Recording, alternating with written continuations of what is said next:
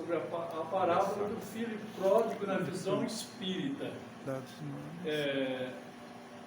Mas antes, eu convidaria a todos para fecharmos os nossos olhos, agradecermos a Deus por mais essa semana que se inicia, por mais esta oportunidade, por podermos estar aqui e que as nossas preces alcancem aqueles que não puderam comparecer aqui na noite de hoje, né? Hoje, pelo que nós estamos pressentindo, nem a internet não vai alcançar. Mas nós dizemos de coração, obrigado, Senhor, pela oportunidade. Permitir que a espiritualidade amiga, a direção espiritual da nossa reunião, do Centro Espírita Pátria do Evangelho, possa nos auxiliar a vencermos os obstáculos e chegarmos aonde pretendemos, mas, sobretudo, para inspirarmos na mensagem que pretendemos transmitir na noite de hoje. Obrigado, Senhor, seja conosco. A parábola do filho pródigo, ela é uma das parábolas que, no meu conceito, é uma das parábolas mais completas, ou que retrata a humanidade, né? Embora pareça uma coisa simples. Um pai tem 2 filhos, um filho é rebelde, na teoria, um filho é rebelde e pede para o pai, me dá a minha parte, né? O valor na fazenda aí que eu vou embora, eu quero gozar a vida. O pai prontamente dá a parte que lhe toca, né? E sem vender a fazenda, sem nada, né? Essa fazenda é invendável, né? Inegociável, não se vende. Mas o pai dá uma parte, ele vai e gasta tudo na teoria, ele gasta tudo nas orgias da vida, nas bagunças, e depois fica a zero. Vem uma fome e ele, né, vem uma crise na região e ele passa fome. Tem que tratar de público, com vontade de público. Mas vamos dar a palavra para os nossos amigos que escreveram essa parábola, né?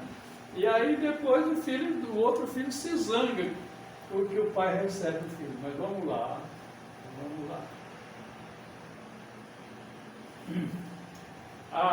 Eu vou ler rapidamente, porque aqui está escrita a parábola na íntegra, né? Um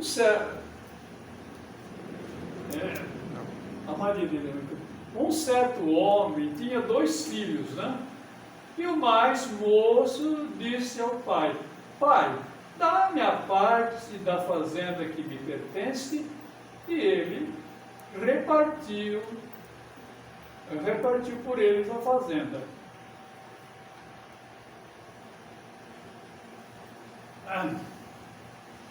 E poucos dias depois, né, o filho mais novo, ajuntando tudo, partiu para uma terra longínqua,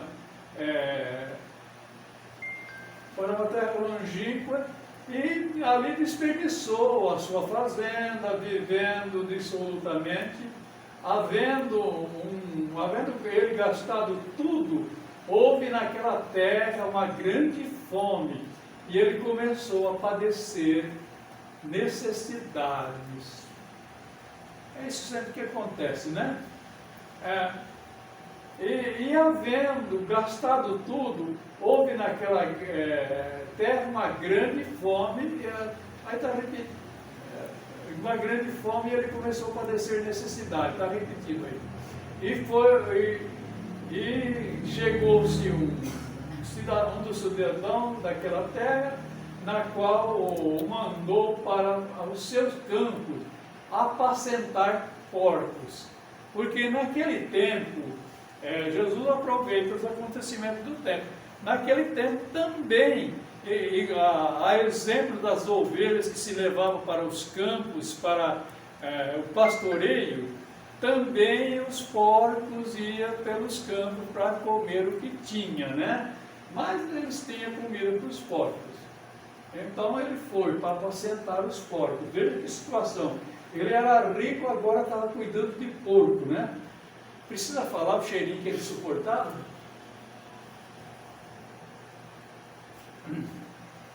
E havendo gastado tudo, eu fiz uma montagem, eu acabei repetindo, gastado tudo, houve naquela terra uma grande fome, na qual mandou para apacentar os porcos para os seus campos. Então ele desejava comer a comida que os porcos comiam, mas ninguém lhe dava. Era tanta a fome dele que ele desejava, mas ninguém lhe dava nada. Então o que aconteceu? Ele, caindo em si, disse: quantos trabalhadores da casa de meu pai, né, trabalhadores de meu pai, têm abundância de pão, e eu aqui pereço fome. Levantar-me-ei e irei ter com meu pai, e dir-lhe-ei: Pai, pequei contra o céu e perante ti, já não sou digno de ser chamado teu filho, faze-me como um dos teus trabalhadores. E levantando-se foi para o seu pai, e quando ainda estava longe, viu o pai e se levantou, e se moveu numa íntima compaixão, e correndo lançou-lhe ao pescoço e o beijou. E o filho disse: Pai, pequei contra o céu e perante ti, e já não sou digno de ser chamado teu filho.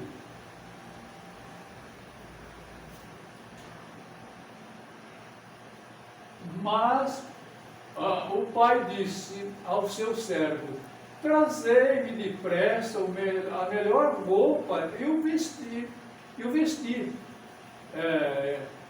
Põe-lhe o anel na mão e sandália nos pés, e trazei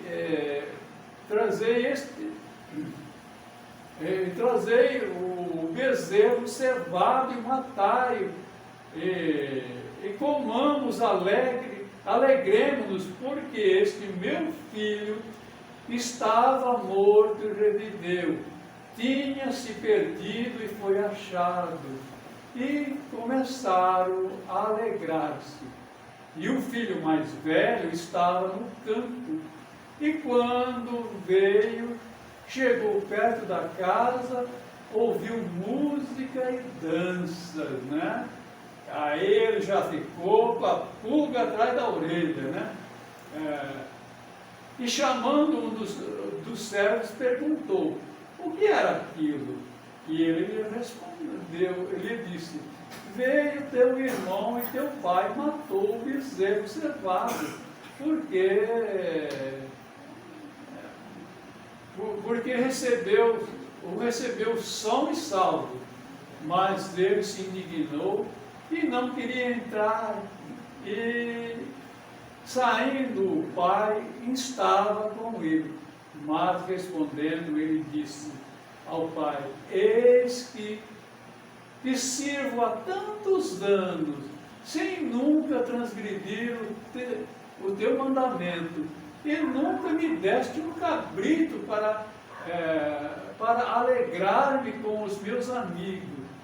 Vindo, porém, este teu filho, que desperdiçou tua fazenda, e com as meretrizes mataste-lhe o bezerro cevado. É o ciúme, né?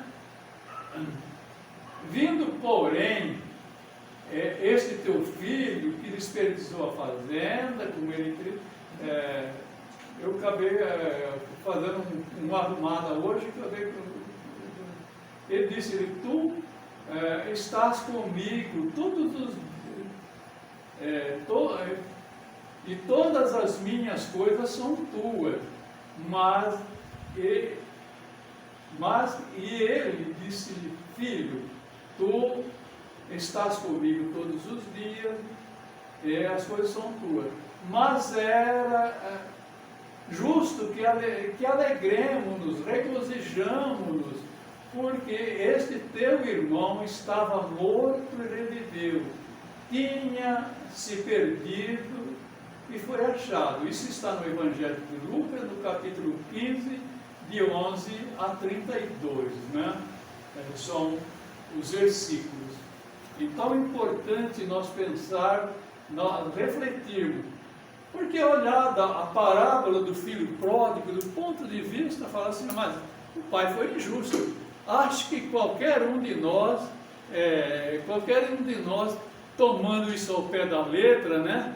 Ou se acontecesse qualquer coisa, a gente ia brigar com o pai. Porque eu estou aqui trabalhando, aguentando todo dia, cuidando do campo, por que é que eu vou... Porque você vai se alegrar com este perdido, né? Mas Jesus aproveitava os acontecimentos e os costumes daquele tempo para transmitir uma mensagem. E tudo que ele deixou por parábola, ele deixou naturalmente numa linguagem universal, que a cada tempo e a cada cultura, a cada povo foi interpretada e satisfazendo aqueles que o liam. Porém, à medida que o homem vai se desenvolvendo, vai procurando a profundeza. Hoje em dia, o pai seria até processado pela lei, né? Se ele fizesse isso, fizesse essa justiça com os filhos, né? Mas vamos ver o que a gente achou, né? Eu vou ficar mais alto aqui, porque eu vou tentar ler lá, porque é mais difícil, né? As nossas considerações. Esta encerra um profundo ensinamento e que podemos afirmar sem sombra de dúvida que representa as duas facetas da humanidade em todos os tempos. Jesus referia-se à humanidade encarnada na Terra, e como o Pai, Deus, os dois filhos, a humanidade em dois grupos distintos.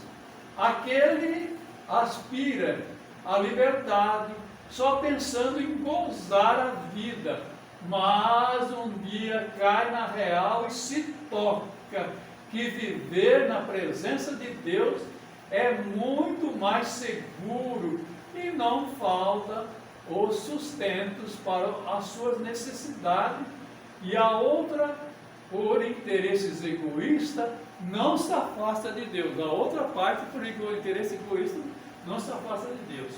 Isso a gente tomou vendo várias parábolas, vendo várias colocações. Inclusive tem um livro do Pedro Vinícius de Camargo. Vocês sabem quem que é o Pedro Vinícius de Camargo? Ele viveu aqui em Piracicaba, mas ele é oriundo lá de uma cidade bem próxima de Rio Preto, e eu não me lembro do nome da cidade. Mas o nome dele era Pedro Severino. Até tem uma historinha que eu vejo interessante do Pedro Severino. No tempo que a gente morava, lá no final dos anos 50, na época em que a minha mãe descobriu a diabetes. Não digo que ela contraiu, não, porque ela já vinha doente há muito tempo. Só depois de algum tempo que o médico se tocou de pedir os exames. Em 59 ela descobriu a diabetes. Então lá na região andavam muitos dos chamados esmoleiros, né? Alguém já viveu em região onde passava esmoleiro de porta em porta, no sítio? Você já, com certeza, né, Ica? Vocês passaram. E passou um esmoleiro que ia no impuntor, ele passava periodicamente, ele fazia ali cada 3, 4 meses, ele passava por lá. Aí a minha mãe contou, ela falou, por que você não vai lá nessa cidadinha? Eu sou de lá, tem o Pedro Severino, ele não é curador, ele é espírita, ele falou isso, ele é espírita, mas ele transmite passe, é muito bom, vai lá. Nunca se tocou de ir. O Pedro Severino, ele escreveu esse livro com o pseudônimo de Pedro Vinícius de Camargo. Mas sabe quem que ele é? Era, né? Ele já é desencarnado há algum tempo. Era o pai da Marlene Severino Nobre, que foi esposa, né? Esposa do Freitas Nobre. E que ela fez um trabalho, até há pouco tempo, ainda estava fazendo trabalho, né, cooperando com o Ney Pietro Kelly na biofísica, né? Ela se formou médica, ela era médica. Então, só apenas contando isso, porque me veio na lembrança, né, de falar. Então, o Pedro Severino escreveu um livro inteirinho sobre o filho pródigo, muito bom, né? Ele tem certos conceitos. Eu li alguma coisa, mas não li o livro, né? O livro. Então vamos ver mais, né? Mas visando um privilégio, a atenção dada àquela que ela julga perdida lhe causa contrariedade. Vamos analisar o conteúdo dessa parábola, pois a parábola nos traz importante reflexo. Então, há aquela parte da humanidade que ela se julga privilegiada, porque ela diz acreditar em Deus, diz que aceita Deus, nos nossos dias a dia aceita Jesus, né? E ela, se alguém de uma outra religião, né, de um outro conceito, que não é seguir a palavra de Deus segundo eles, né, segundo eles, tem algum privilégio, isso é coisa do demônio, isso é coisa da coisa ruim, essa é coisa não sei o quê, mas não é de Deus. Isso, a gente não precisa nem entrar muito nesse detalhe, porque a gente sabe que infelizmente é isso, né? A pessoa fica acreditando na palavra. Mas, visando o privilégio, a atenção dada àquela outra que julga perdida lhe causa contrariedade, né? Muita contrariedade. Eu fiz a questão de não se pode tomar ao pé da letra todos os ensinamentos de Jesus, e muito especialmente quando se trata de parábola. O mestre Nazareno tinha sempre que se socorrer dos acontecimentos, culturas e costumes daquela época, para que um dia para que um povo pouco instruído como aquele a quem ele falava, razão pela qual certas colocações suas não poderiam ser usadas nos nossos dias. Vamos analisar pelo lado espiritual. Quando Jesus fala de poucos dias, pode-se estar referindo a algumas encarnações, pois neste caso, cada dia significa uma encarnação e os espíritos rebeldes persistem algumas reencarnações na rebeldia até se convencerem. A economia que o filho havia gasto não são as tentativas de suas estratégias, tentando burlar a lei de Deus, e a questão de ir tratar de porco que, estando perdido, se aceita as mais bizarras propostas de felicidade. Dá para entender isso? Porque da questão, né? Quando se fala, se trata na parábola de alguns dias, não pensemos que esse alguns dias seja o período de 24 horas, né? De 24 horas. Não. Dias para a espiritualidade pode ser um milênio. Pode ser uma encarnação, muitas encarnações. Então aquele cidadão, entendendo que a grande parte da humanidade que se desvencilha de Deus, né? Que se desliga de Deus, que acha que não existe nada. Ele quer gozar a vida. Gozar a vida em todos os sentidos, em todos os abusos, comer, beber, usar do sexo, e, enfim, tudo que nós imaginemos de condições mundanas, Jesus encerra nessa parábola, né? E a economia que ele gasta, são as esperanças, né? São as tentativas, são as ilusões, né? As ilusões dele, que o faz ver que ele não tem mais nada, que ele já esgotou, que ele já caminhou por todas as aventuras e não é feliz. Não.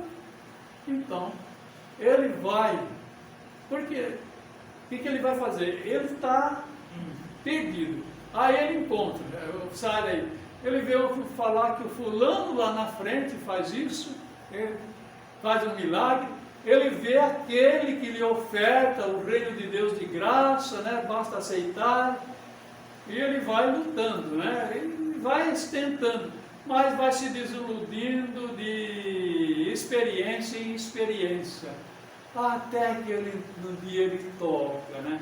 Mas aí ele já sofreu. Na casa de Deus, Deus promete a liberdade, porque ele tem a lei de Deus escrita na consciência, e um dia ele vai arrepender, porque é natural da lei de Deus fazer com que o filho arrependa. Bom, aí ele volta para Deus, mas essa volta custa alguns dias, né? Mas cada uma vai se desenganando até todas se esgotarem, quando deseja ter a condição das mais inferiores criaturas. Porque quando ele cansa, ele deseja ter a condição das mais inferiores criaturas. Quantas vezes, no exemplo da vida, as pessoas vai e luta por uma ilusão, né? E às vezes olha as coisas mais simples, né? Você sabe daquela história daquela pessoa que trabalhava no campo, né? Ele olhou assim e falou: puxa vida, aqui nesse sol, que vida difícil que eu levo, né? Que vida que difícil. Aí passou um cara com um carro, meia boca, né? Ele falou: seria gostoso andar nesse carro, né? E o motorista do carro fala assim: mas andar nesse carro é difícil. Disso passa um cara com um carrão bonito, como seria bom ter um carrão, e eu com essa porcaria aqui que não anda, né? Só gasta combustível, que oficina, e coisa semelhante, né? Mas o cara do carrão, de repente ele olha, vê o outro com um carro mais veloz ainda. E ele fala: isso que era um carro, não isso aqui, que é muito acanhado. Eu gostaria de ter um carro desse, super luxo, com ar-condicionado, etc, etc, carro de primeira linha. Mas o cara também não está contente por alguma coisa. Embora teu carrão tem dinheiro, ele olha lá e vê um avião que vai passando. E fala: como que seria interessante estar lá no ar, por cima de todo mundo, vendo um avião, o mundo de cima, vendo as paisagens mais lindas, como seria bom estar pilotando esse avião. Mas o piloto olha de lá e fala: olha, como é difícil essa vida, eu estou aqui com centenas de vidas na minha mão, se isso cair, eu sou responsável pela morte de centenas, além da minha.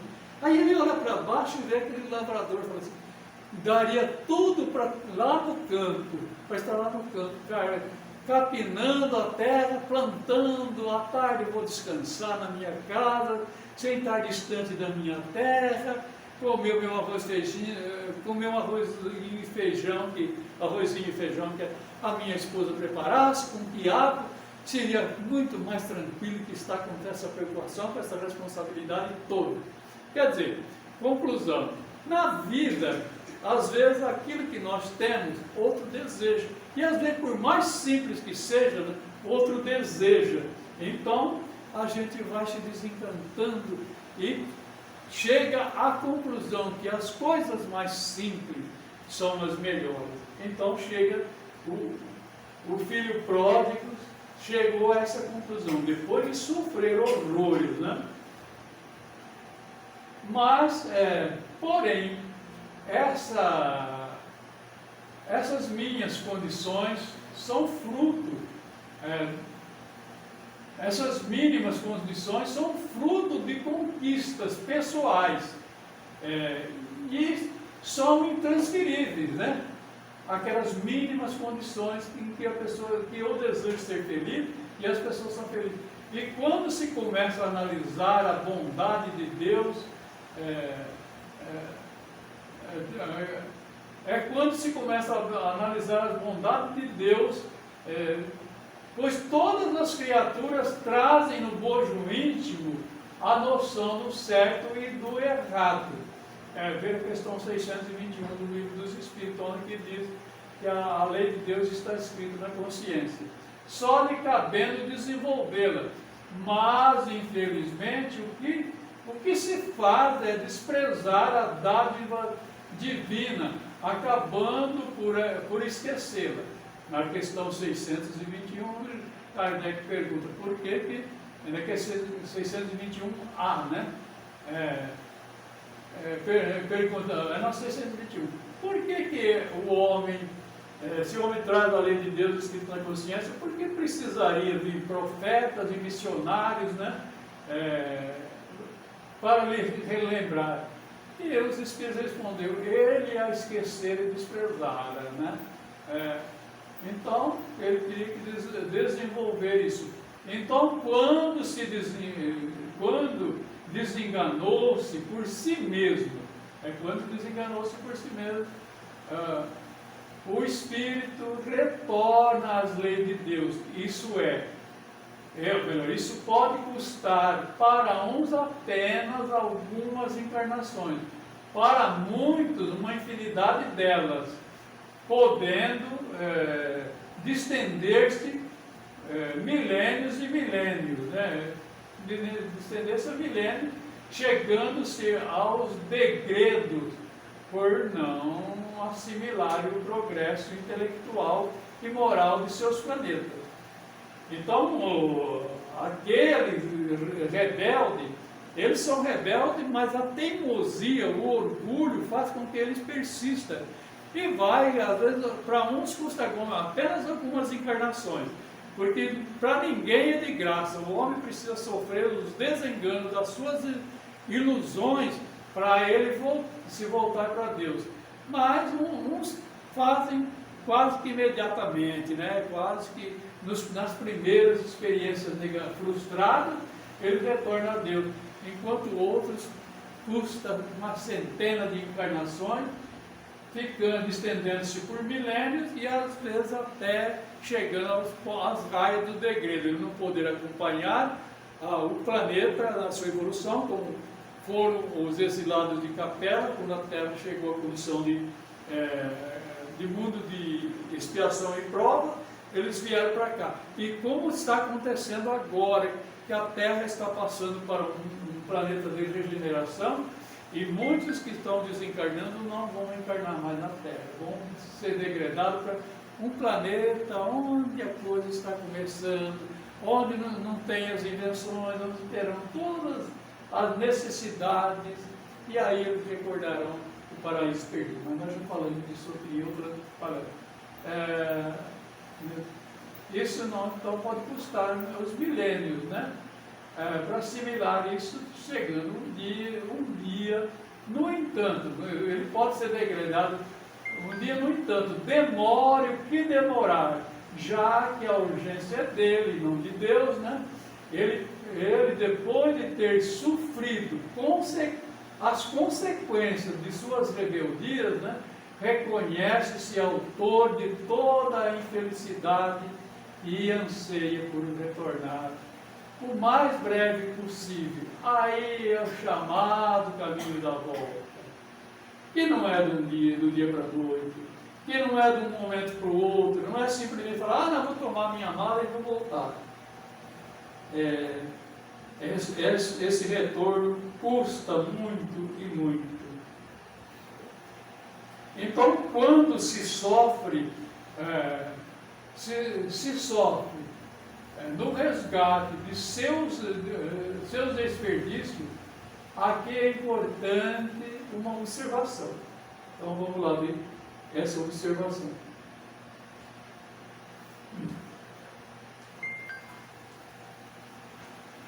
Algo acontece com a maioria dos seres humanos no estágio evolutivo em que nos encontramos.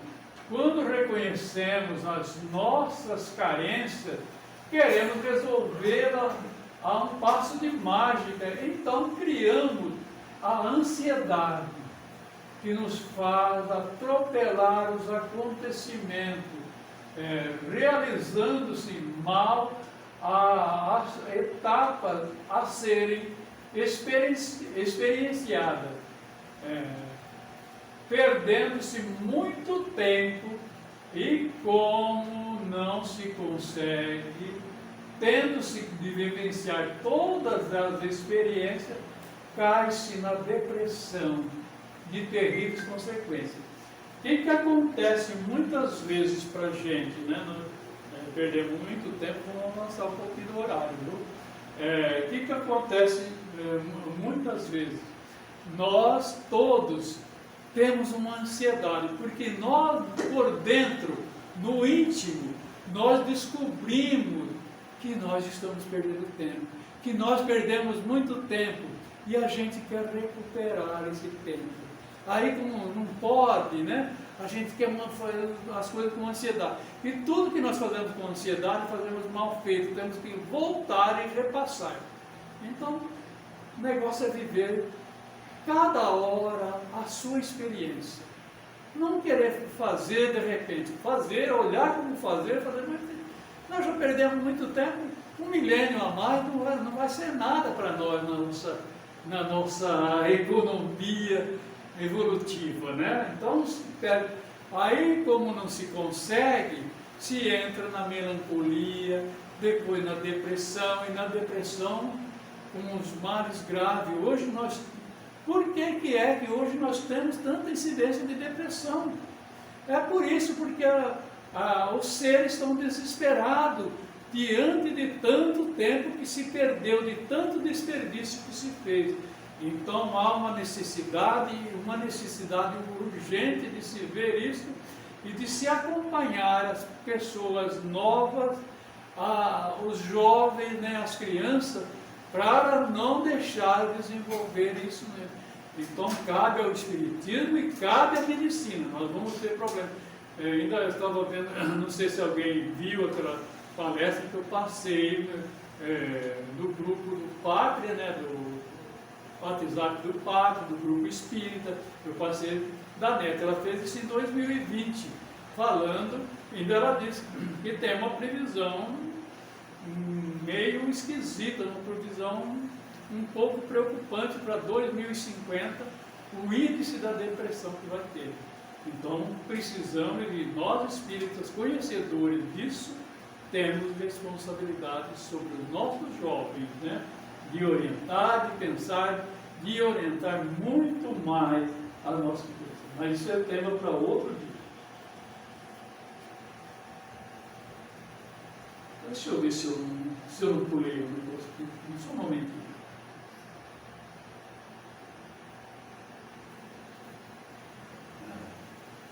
Então, quando se sofre no resgate, já falei isso aí, então se sabe que o amor é divino e compreende. Então se entra nessa condição. Quando se reconhece. Desculpa, gente, eu me perdi no passar os slides aqui. Algo acontece com a maioria dos seres humanos. Quando se sofre o resgate, algo acontece com a maioria dos seres humanos no estágio evolutivo que nós estamos, já falei.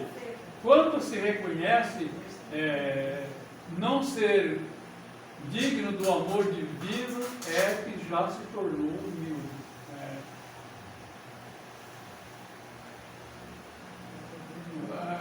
Aí nessa questão que eu falei, quando não se perdeu o tempo.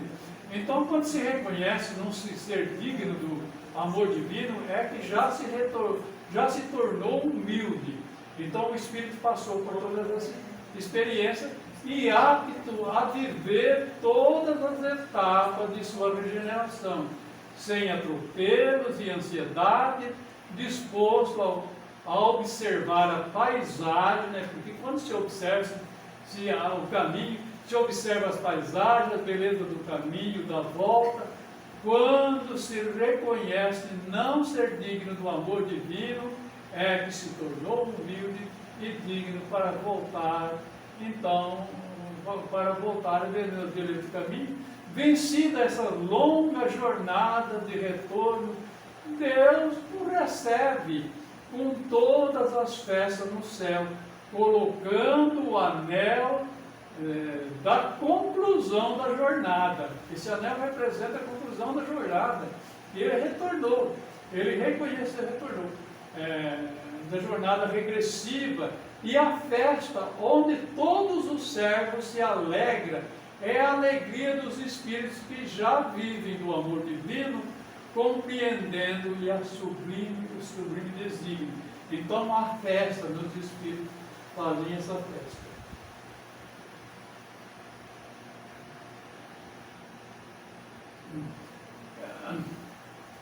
E nós deve ter ficado para trás a questão daqueles que nós já falamos daqueles que eles daqueles que sempre viveram na presença de Deus, ocioso, e esses demoram para se chegar à conclusão. É a outra parte. Aquele filho vivia na presença de Deus. Será que ele vivia por respeito? Ele vivia por carinho? Será que ele vivia por amor? Ou ele vivia por interesse? Ou ele vivia ali por medo de enfrentar a vida? Porque muitas vezes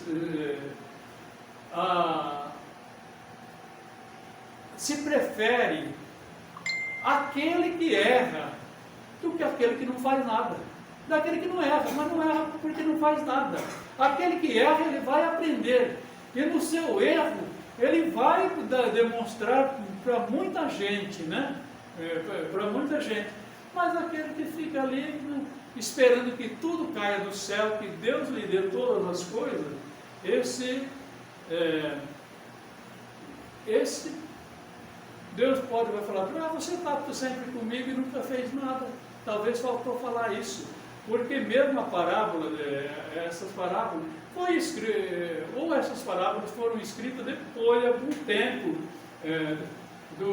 de algum tempo que Jesus tinha partido. E muitas vezes não colocaram, não foi uma cópia fiel daquilo que Jesus falou. E quando ele diz da outra parte, diz daqueles filhos que ficam preguiçosos. Mas eu vou ler aqui rapidamente uma mensagem do Emmanuel do livro Pão Nosso, o capítulo 24, que ele diz o seguinte, encabeçando também, e tendo-se tocado, e caindo em si disse, quantos jornaleiros do meu pai têm abundância de pão, e eu aqui pereço de fome. Está no item 17 do capítulo 15 do Evangelho de Lucas. Examinando-se a figura isso é a palavra do Emmanuel, viu? Examinando-se a figura do filho pródigo, toda gentileza idealiza um homem rico dissipando possibilidades materiais nos festins do mundo. Quando o quadro, todavia, deve ser ampliado, abrangendo modalidades diferentes. Os filhos pródigos não respiram somente onde se encontra dinheiro em abundância. Olha essa observação. Eu não vou comentar, porque nós já estamos avançando muito tempo. Acomodam-se em todos os campos da atividade humana, resvalando de posições diversas, né? Então pensemos nisso.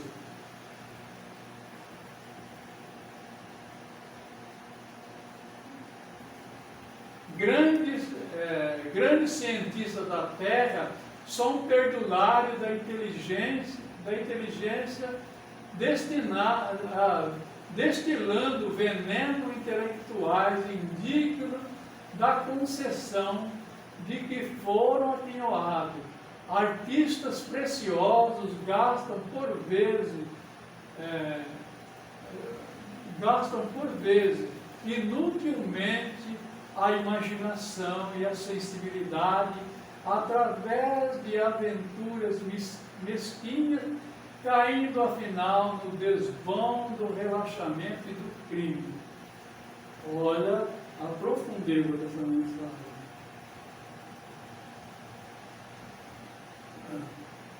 Em toda parte vemos dissipadores dos bens de saber, do tempo, da saúde, de oportunidades. São eles que, contemplando os corações simples e humildes em marcha para Deus, possuídos de verdadeira confiança, experimenta a enorme angústia da inutilidade e, distante da paz íntima, exclama, desalentados. Quantos trabalhadores pequeninos guardam o pão da tranquilidade, enquanto a fome de paz me tortura o espírito. O mundo permanece repleto de filhos pródigos de hora em hora. Milhares de vezes proferem aflitivas exclamações iguais a esta. É isso que a gente tinha para passar, né? Para vocês. E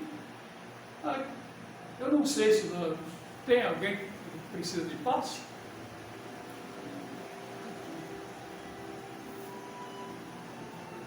Acho que não, né? Eu ia ter colocado aqui, né? Esperando mais gente. Não. Então, acho que podemos encerrar, né? Alguém quer receber o passe? Não, né? Então nós vamos fazer uma prece, todo mundo vai receber o passe, né? Nós vamos